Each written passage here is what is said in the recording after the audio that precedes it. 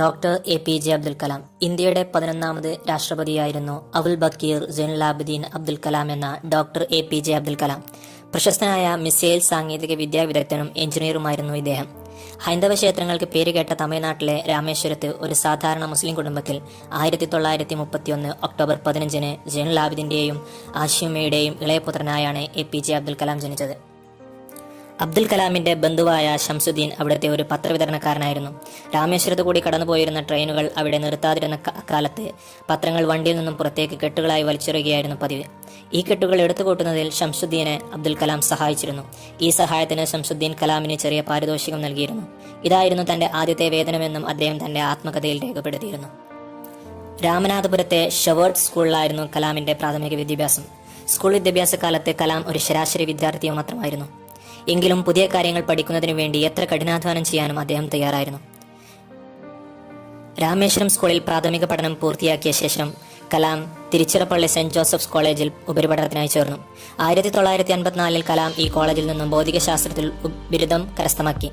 ആകാശങ്ങളിൽ പറക്കുക എന്ന തന്റെ സ്വപ്നം യാഥാർത്ഥ്യമാകണമെങ്കിൽ ഭൗതികശാസ്ത്ര പഠനം കൊണ്ട് മാത്രം കാര്യമാവില്ല എന്ന് മനസ്സിലാക്കിയ കലാം 1955 എയ്റോസ്പേസ് എഞ്ചിനീയറിംഗ് പഠിക്കുവാനായി മദ്രാസിലേക്ക് പോയി.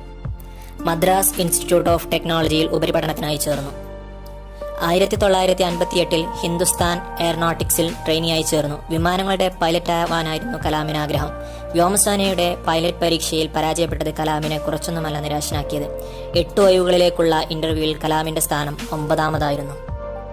ബഹിരാകാശ എഞ്ചിനീയറിംഗ് പഠനത്തിന് ശേഷം പ്രതിരോധ ഗവേഷണ വികസന കേന്ദ്രം DRDO, ബഹിരാകാശ ഗവേഷണ കേന്ദ്രം ISRO തുടങ്ങിയ ഗവേഷണ സ്ഥാപനങ്ങളിൽ ഉന്നത സ്ഥാനങ്ങൾ വഹിച്ചിരുന്നു.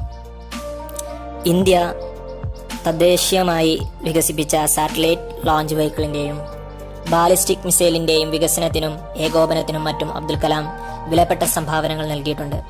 മിസൈൽ സാങ്കേതിക വിദ്യയിൽ അദ്ദേഹത്തിന്റെ സംഭാവനകൾ കണക്കിലെടുത്ത് ഇന്ത്യയുടെ മിസൈൽ മനുഷ്യൻ എന്ന് കലാമിനെ വിശേഷിപ്പിക്കാറുണ്ട്. 2002 അന്നത്തെ ഭരണകക്ഷിയായിരുന്ന ഭാരതീയ ജനതാ പാർട്ടിയുടെയും പ്രധാന പ്രതിപക്ഷ കക്ഷിയായിരുന്ന ഇന്ത്യൻ നാഷണൽ കോൺഗ്രസ് യുടെയും പിന്തുണയോടെ ഇദ്ദേഹം രാഷ്ട്രപതി സ്ഥാനത്തേക്ക് തിരഞ്ഞെടുക്കപ്പെട്ടു.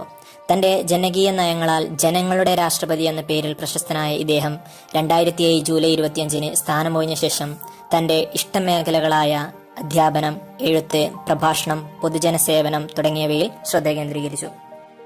Indian Institute of Management Ahmedabad, Indian Institute of Management Indore എന്നിവിടങ്ങളിൽ അധ്യാപകനും Thiruvananthapuram Indian Institute of Space Science and ടെക്നോളജിയുടെ വൈസ് ചാൻസലറുമായിരുന്നു ഇദ്ദേഹം. അദ്ദേഹം ഒരു സാങ്കേതിക വിദ്യാവിദഗ്ധൻ മാത്രമായിരുന്നില്ല, രാഷ്ട്രത്തിന്റെ ഭാവിയെക്കുറിച്ച് വ്യക്തമായ കാഴ്ചപ്പാടുള്ള രാഷ്ട്രതന്ത്രജ്ഞൻ കൂടിയായിരുന്നു. വിവിധ വിദ്യാലയങ്ങൾ സന്ദർശിച്ച് അവിടുത്തെ വിദ്യാർത്ഥികളുമായി സംവദിക്കുക എന്നത് കലാമിന് ഇഷ്ടമുള്ള കാര്യമായിരുന്നു. അദ്ദേഹത്തിന്റെ പ്രസംഗങ്ങൾ വിദ്യാർത്ഥികൾക്ക് വളരെയധികം പ്രചോദനം നൽകുന്നവയാണ്. 2015 ജൂലൈ 27 84-ാം വയസ്സിൽ അദ്ദേഹം അന്തരിച്ചു.